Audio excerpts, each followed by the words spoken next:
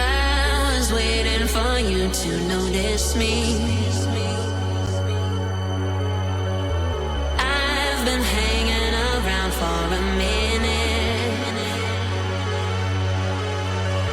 Baby, talking to you, it won't hurt me. I don't even know if you deserve me. But with that